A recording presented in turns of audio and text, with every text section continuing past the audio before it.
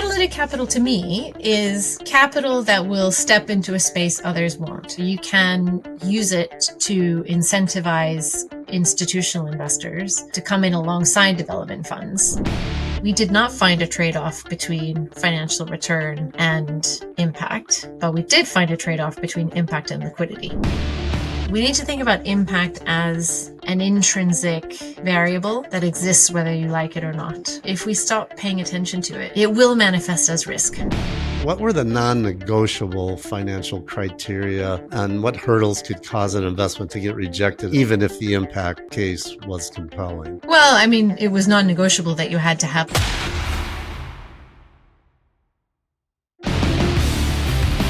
Over 83% of you that listen to or watch this show regularly haven't yet subscribed to this show. So could I ask you for a favor before we start today? If you like the show and if you like what we do here and you want to support us, the free and simple way that you can do just that is by hitting the subscribe button or following us on your podcast app. It helps this channel more than you know. Thank you and enjoy this episode.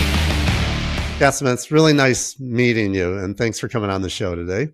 It's a pleasure to be here, Scott. Thank you for having me. Let's talk about your move to the CDC group, which is now known as the British International Investment, or maybe even better known as BII. So for listeners who aren't familiar, could you break down BII's mission and its theory of change and draw the big picture of how that entity operates? So British International Investment is an institution that has a 75-year history and has been investing on behalf of the UK government into different countries abroad. And the current geographic scope is Africa and Asia. So while I was there for 6 years, that's where we were working. And the spirit of that is the funding comes out of the UK government's aid budget, but every investment that we would make needed to earn a return financially, but also have an impact thesis for sustainability, inclusion, or productivity. It was investing across private markets, so private credit, private equity, or fund structures, and investing in infrastructure,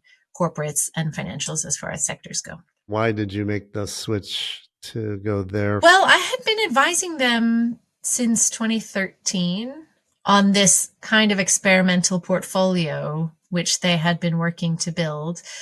It was if you invested with more uncertainty, so things that were maybe first time funds, startups, but also new platforms or new sectors that didn't exist. So you didn't have a track record to look at. If you took that kind of risk, could you potentially have extra impact and be even more catalytic than the kind of main portfolio investments could be? So I'd been advising them on this portfolio from 2013. And in 2018, they recruited a CIO to oversee that portfolio. And so I joined as it was Deputy CIO of the firm, CIO of that portfolio. It was really exciting for me because I'd seen it since the origin. Their aspiration was to really institutionalize the approach, grow the portfolio. And I think I took it from about 300 million when I joined. It was about 1.6 billion when I left. We gave it a name. It didn't have a brand at the time I joined. We called it the Catalyst Portfolio, defined its purpose, expanded it from purely funds investing to all products that we were investing with, expanded it from just a few geographies to all the geographies where we were investing. And also our operating model had been kind of a team sitting alongside the main investments team. And we made it something that was much more integrated for the firm as a whole. I'm going to pick your brain a little bit on BII because I think it relates to everything you're doing now because it's an interesting place. If I understand it right, BII targets a modest annual return. I think it's something like 2%. And then the returns are supposed to be reinvested for maximum impact. And the idea is that this allows it to be self-sustaining. If I've got that right, explain that to me, because that's a completely different model for most investment firms. And how does that modest return target fundamentally change the investment approach and the time horizons? It is exactly, as you say, a very unique context in which to be investing. It's a very low return hurdle for most investors. And I think the premise is all the way back from its founding days, do good without losing money. Is the tagline of one of the founders. The return hurdle is effectively set at what our operating cost ratio was. So it was literally do good without losing money. I'm particularly curious about the sector focus at BII. What factors determined which sectors you would focus on? And how did you identify these sectors that offered both meaningful impact potential and sufficient financial returns? Everyone says they want to do this, but you did it. So how did you do that? I would say that rather than sectors, it was much more about the business models. So you can look at the agricultural sector, for example, and you can have successful business models that meet both your impact and financial thesis, and you can have very unsuccessful models. So it was, to me, it was much more about the individual company structure, what they were trying to achieve and how they were doing it. Thinking about things like solar irrigation pumps. Okay, so like any product, you have to develop a pump, you have to buy inputs to create the pump, you have to manufacture the pump, and then you have to distribute the pump.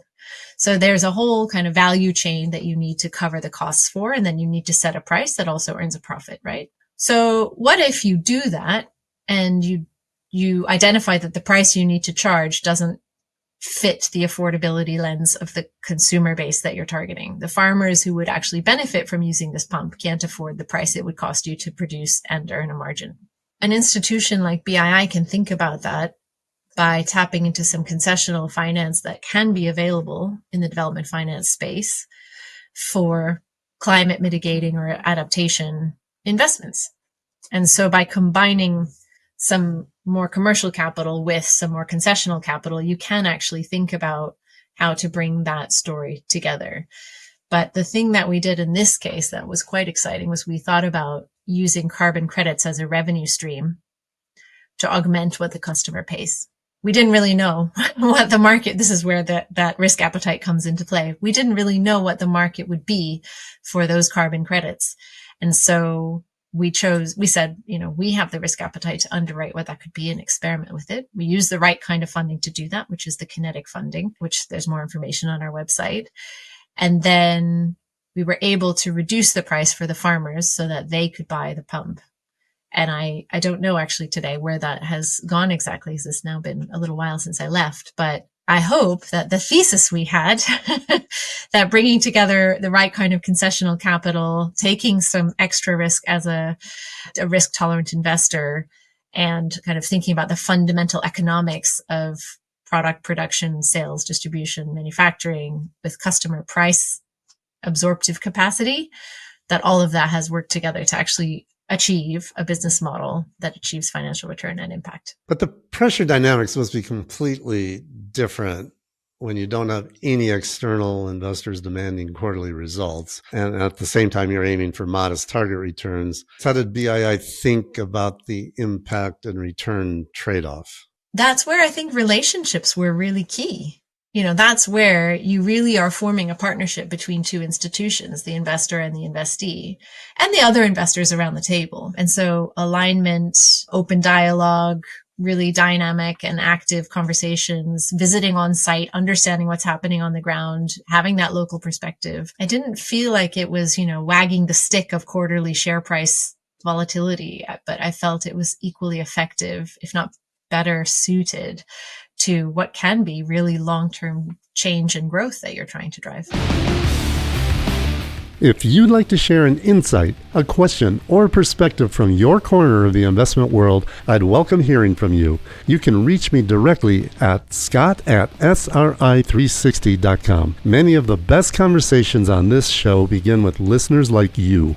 When you were evaluating potential investments at BII, what were the non-negotiable financial criteria, and what hurdles could cause an investment to get rejected at the investment committee stage, even if the impact case was compelling? Well, it was non-negotiable that you had to have a net positive base case financial return expectation at the time of investment. And we had different expectations for growth and catalyst portfolios. We also, I would say, had non-negotiable boundaries around things like business integrity. So knowing that the company was operating soundly within, global KYC, anti-money laundering. While you were at BII, you helped develop their impact measurement approach. And that includes the impact dashboard and the impact score. And of course, this is something that many organizations struggle with. What catalyzed the development of these tools while you were there, and what gaps were you trying to fill in? Well, I wouldn't take credit for developing those tools, but I was a part of the leadership that approved them for implementation. But I wasn't one of the architects, so I would just clarify that at first. What I would say is that we developed an asset allocation framework, which utilized the impact score alongside the financial return expectation, alongside a risk score, and alongside a liquidity measure to develop a four-dimensional way of looking at the portfolio as a whole and each asset as it was coming into the portfolio to help us construct a vantage point that meant we could appreciate the contribution of each asset. So maybe one asset was really high impact but low liquidity without necessarily expecting every asset to deliver on all four dimensions. I mean, that was going to be an impossible ask. If you expected all assets to be high impact and high return and highly liquid, basically you have one asset in the book. So the impact score was developed, I think, for a few reasons. From my standpoint, it was a really crucial part of unlocking our ability to then use this quantitative asset allocation model. It was also used as part of the incentive compensation structure. So our performance reward system was linked to financial performance as well as impact performance, which the score was used to measure. You mentioned these dimensions, and you said that there were four. My research shows me that there's 6 dimensions. You're talking about the impact dashboard, Yeah. which is one of the tools for measuring impact, and there's a score, but the score is what fed into the asset allocation framework, which is what I was building. What was the dashboard then? The dashboard is a way of looking at every investment. So every investment was evaluated qualitatively and where possible quantitatively against who was being impacted, how were they being impacted, how much were they being impacted, what was the risk around the impact, what was the contribution. That was the dashboard for impact. I'm just trying to sort this out. It's very interesting stuff. Everybody's trying to sort out how to do this. I mean, the BII impact framework is top class. I think it's really market leading. I just wasn't one of the architects of it, so I don't want to take credit for having developed it myself. Sounds like you were sufficiently in the weeds on this. How did the impact score roll up and then give overall portfolio level insights then? Every deal was scored, and then every pipeline deal was scored. So we could look at the portfolio as a whole. We could click into subsets of the portfolio. We could see, for example, did the equity portfolio have more impact than the debt portfolio? Interestingly, we didn't find that conclusion, even though a lot of people had the hypothesis that we would. Or we could look at different geographical subsets, or we could look at sectoral subsets. And then we could also look at the pipeline and see how it fed it in that way. Who are the stakeholders who are most interested in the portfolio-wide insights? It took us about 3 years to build all of the pieces to make this possible, from developing the impact score to developing the asset allocation framework that it plugged into, and then running the analytics on the portfolio and the pipeline. That whole time frame was about 3 years. And so I still remember that July meeting with the executive committee where we presented the outputs, and people said, first of all, this is the first time we can visualize the constituents of the portfolio and what the total sum looks like. And secondly, it helped us understand where some of the trade-offs were and weren't. And we have published on some of this. So you can find it. There's a Harvard Business School case study, or you can find it on the BII website. But for example, we did not find a trade-off between financial return and impact. But we did find a trade-off between impact and liquidity. That's really eye-opening if you're trying to think about portfolio construction as an executive team within the firm. BII invests in markets that most traditional investors avoid. Were there certain risk mitigation strategies that you used that proved to be the most effective? I think alignment with the investee or the fund manager, whoever your counterparty is across the table, was a really important risk mitigation strategy. At the end of the day, the successful investments were not based on agreeing things on a piece of paper. They were really fundamentally two aligned parties coming together. But another risk mitigant was also having alignment across investors. So we would work through, for example, the terms of a fund limited partnership such that we could think about voting rights and thresholds so that if things were changing and we needed to have a voice at that table, we could do that in a way that was, well balanced across the investor base. And having investors alongside us who were aligned gave us the comfort that we could have the dialogue with the level of commitment across investors if the need arose over time. You've been very vocal about catalytic capital as a lever for mobilizing private investment into the emerging markets. And you've also been vocal about the role that institutions should play to crowd in additional private capital. For listeners who aren't familiar with the concept, could you explain what catalytic capital is and why it matters so much in mobilizing private finance? So catalytic capital to me is capital that will step into a space others won't, as you said just a moment ago. And that can be an environment where, for example, BII used catalyst funding to back a platform called MedAccess, where it was the sole funder of MedAccess, in fact, founded MedAccess and developed the platform to provide volume guarantees in pharmaceutical development to help encourage manufacturing companies, for example, to develop lower cost products. So they would lower the cost if we would guarantee an offtake, we would buy at a certain price. So that was the volume guarantee model. And BII was the sole funder of that with Catalyst because it was a model that was trying to bridge what was a nonprofit world with a kind of commercial world. And we didn't know whether it would work. But there's another model of catalytic capital where you can use it to incentivize institutional investors to come in alongside development funds.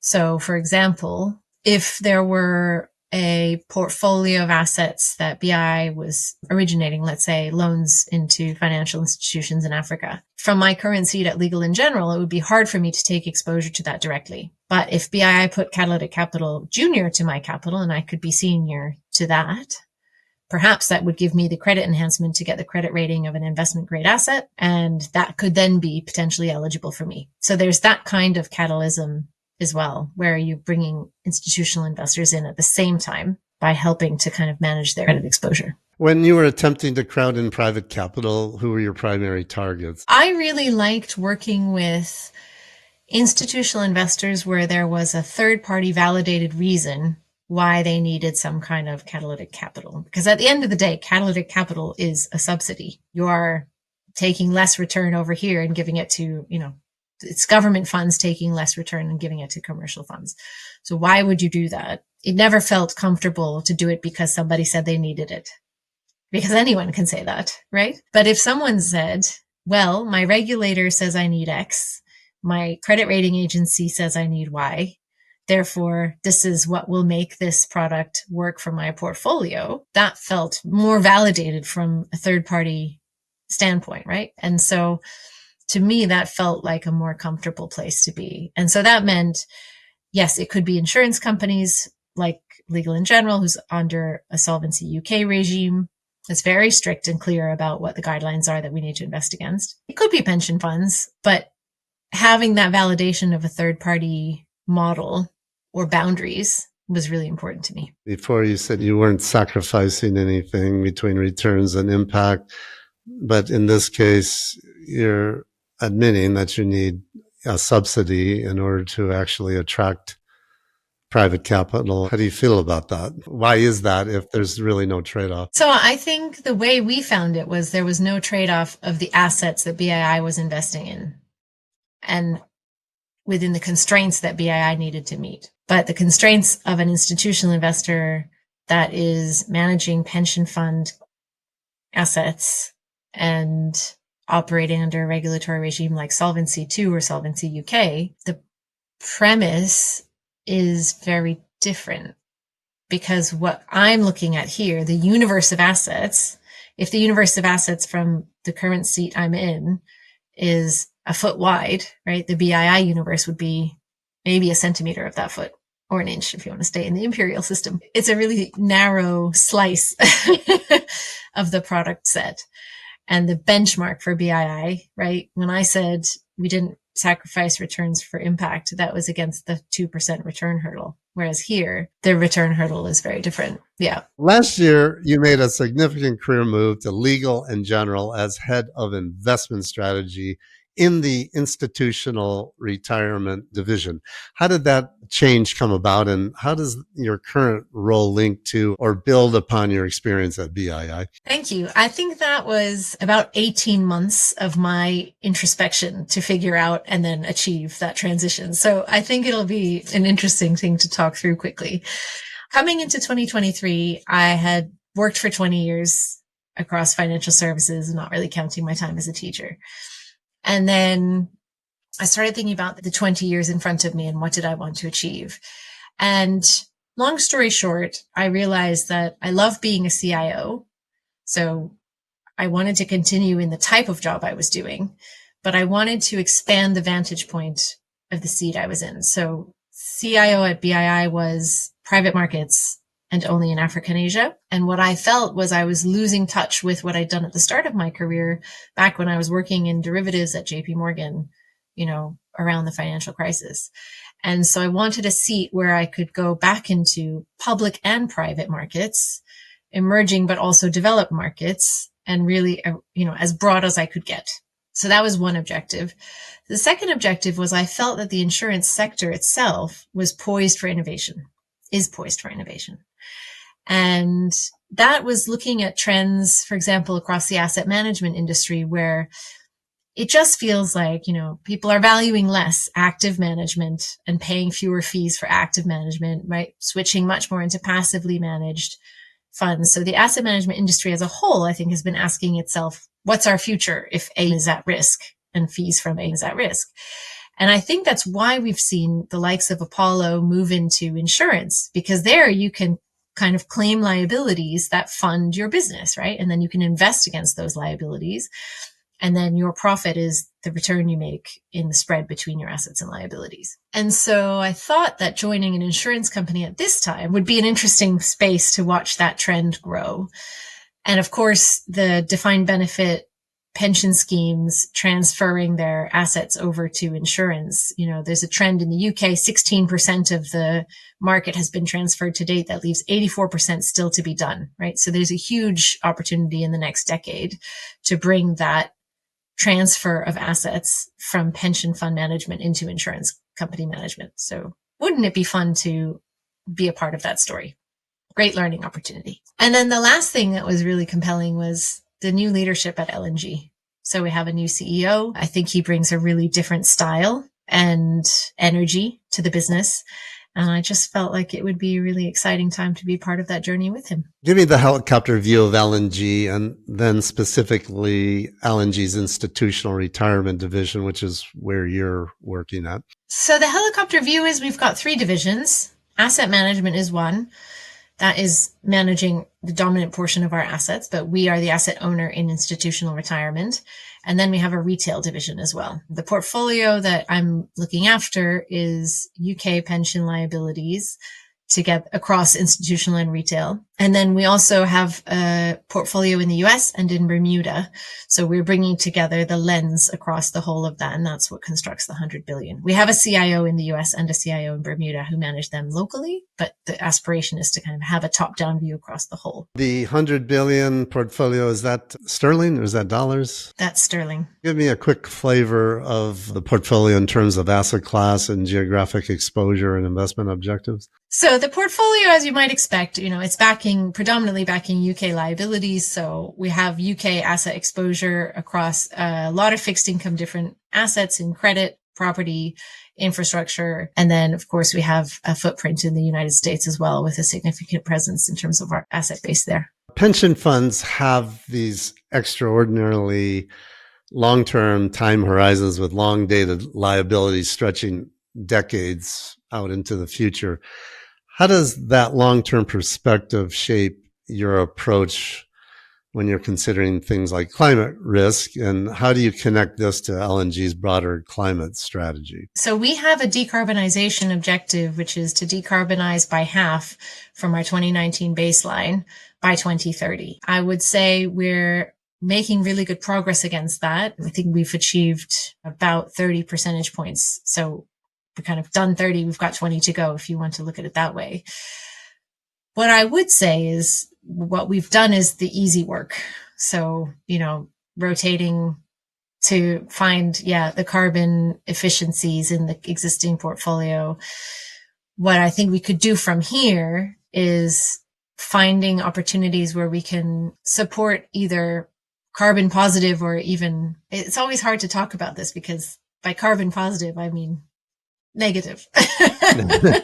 What we want to do is have more of an allocation to assets that will improve our carbon emissions intensity in the book. More importantly, actually have a real world impact on the lives of the people whose pensions we're managing and other kind of stakeholders and beneficiaries around them. What's the difference in your approach to the new investment positions that you take on and the due diligence process behind that versus the strategy you take with existing positions and the impact that they have through perhaps active engagement? I think in existing positions, we have probably more of a monitoring approach in terms of seeing the contributions of those assets to our carbon emissions intensity and then taking actions based on a combination of the carbon emissions intensity, but also, the risk, the return, and the capital intensity, lots of other factors, right? It's one of a set of factors. And I think that's important to consider for everything in the portfolio. So we have kind of a minimum standard of understanding the carbon emissions intensity of every asset and knowing what the picture looks like to make sure that the whole picture moves in the right direction. And then when it comes to originating new assets, there's also kind of a minimum standard, right? And we have an exclusions list that we operate with.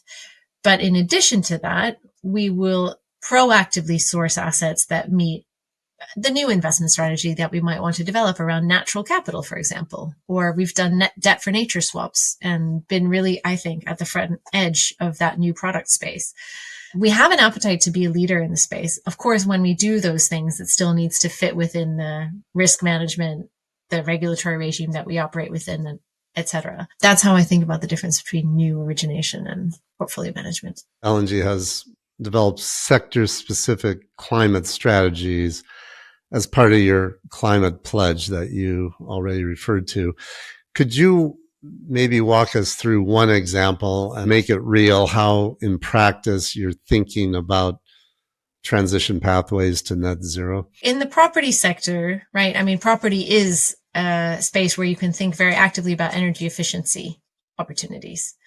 And we are a large developer in the UK. We fund a lot of development here, and we're starting to do much more in the US as well. Right. And for higher risk markets, or let's say higher risk nascent industries, what sort of enabling conditions does L&G need to see that gives you enough comfort to move forward with an allocation? I spoke earlier about being a correlation strategist and looking at how to invest in a market when there wasn't much track record.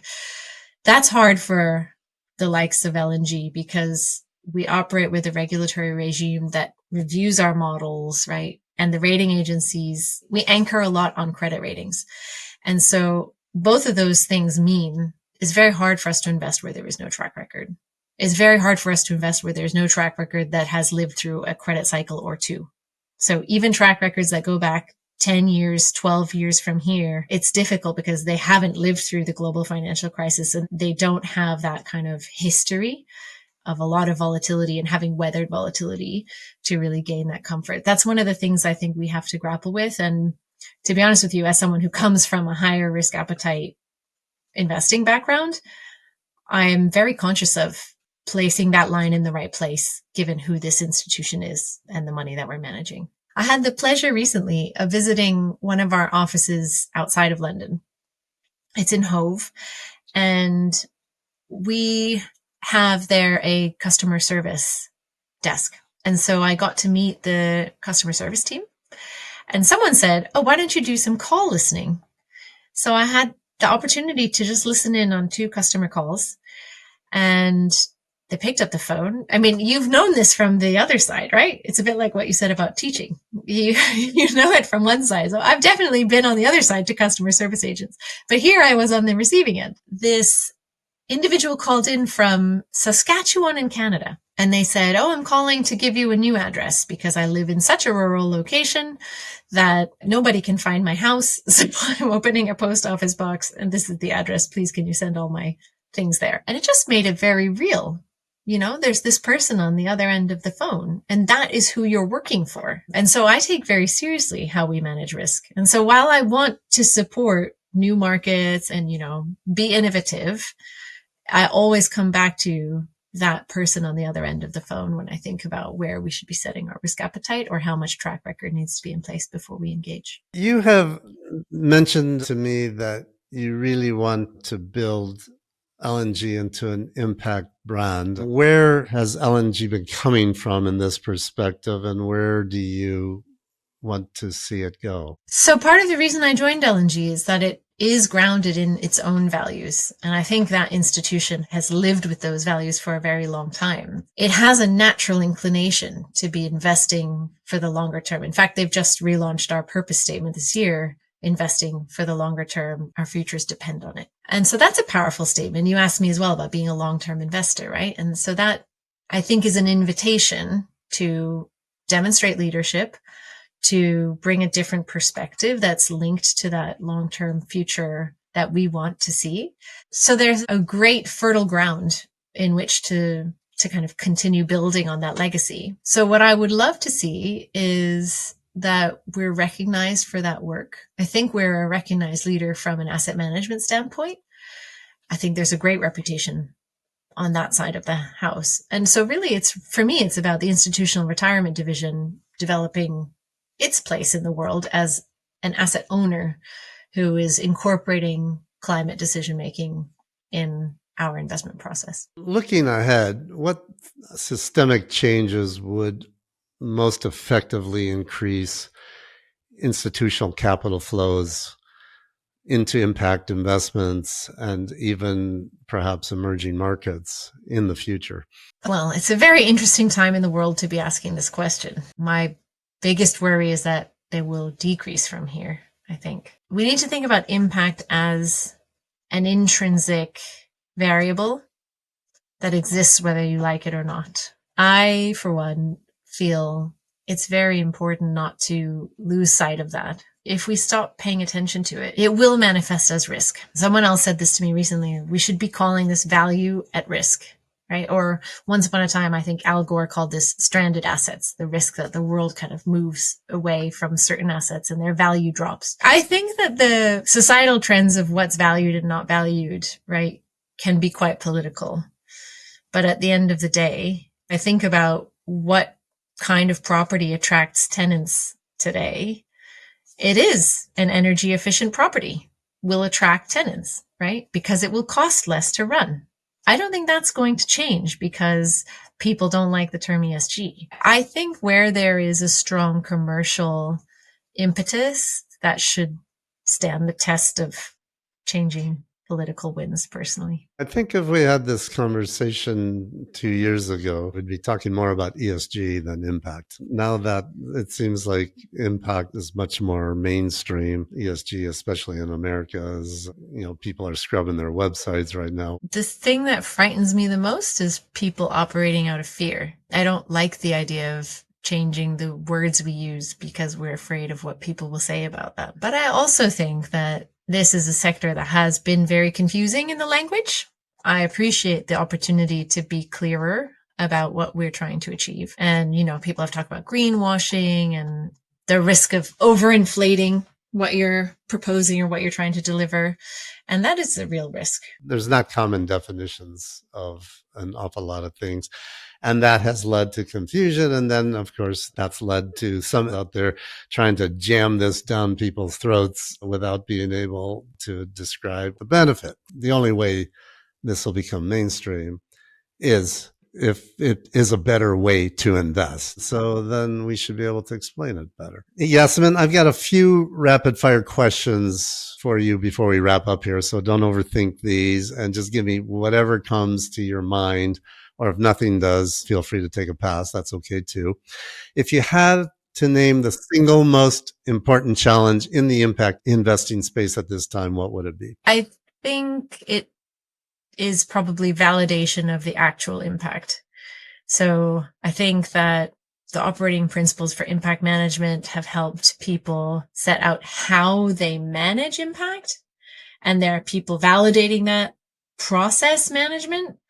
But what actual impact happened on the ground is still a very expensive endeavor to solve. What do you know now about impact investing that you wish you knew back in 2010 when you first started focusing on impact investing at the social finance team at JP Morgan? That intent is the crucial factor. That would have saved me 4 months. Okay.